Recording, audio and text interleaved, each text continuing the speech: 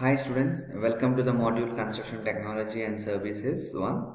So I am here by explaining you the major concept of the module information guide. So this PPT will give you a better idea on what are the major concepts you need to cover for this module Construction Technology and Services. So this is a PPT disclaimer which says that the PPTs we are providing are not for your study purpose. Those are for faculty purpose to deliver lectures in a sequential order, and it will give you what are the major topics you need to study for this module. But please don't depend on these lecture materials which you need to study for your assignments. So we are going to discuss about module information guide and its major components.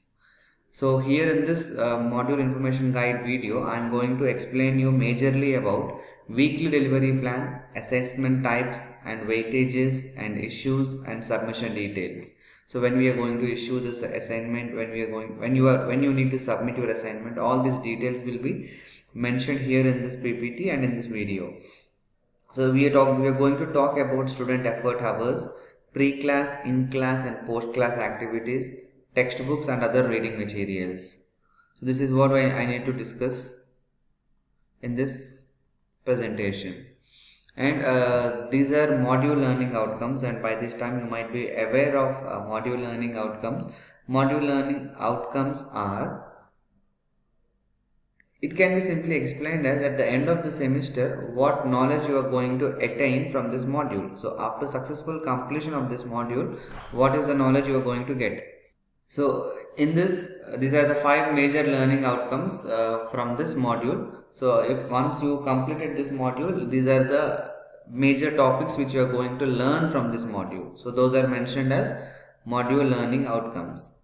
So these are student effort hours. So we are having 3 hours of theory classes every week, which is 42 hours.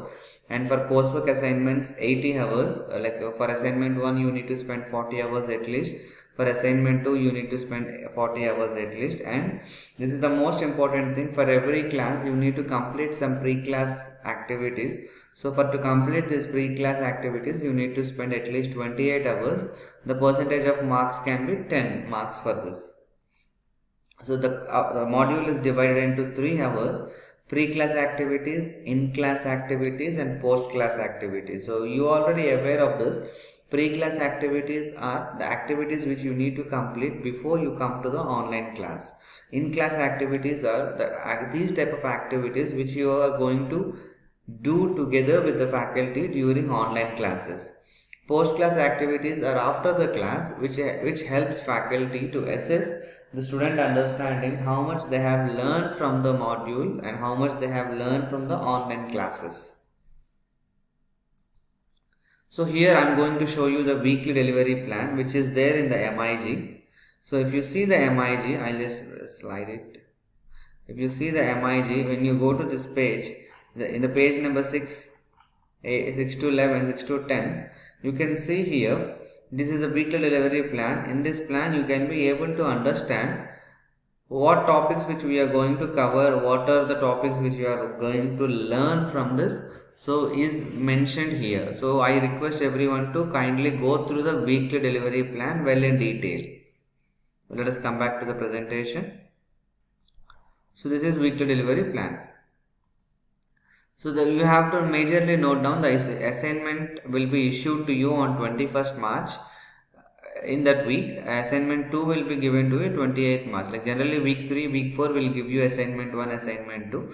You have to make a note of this. The submission of assignment 1 takes place on 21st April.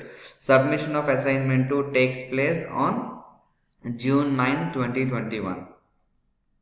So these are the textbooks, these are the reference books. So please make sure that you get this textbook from e-library, or from, if you are coming to college, you can get it from the textbook here.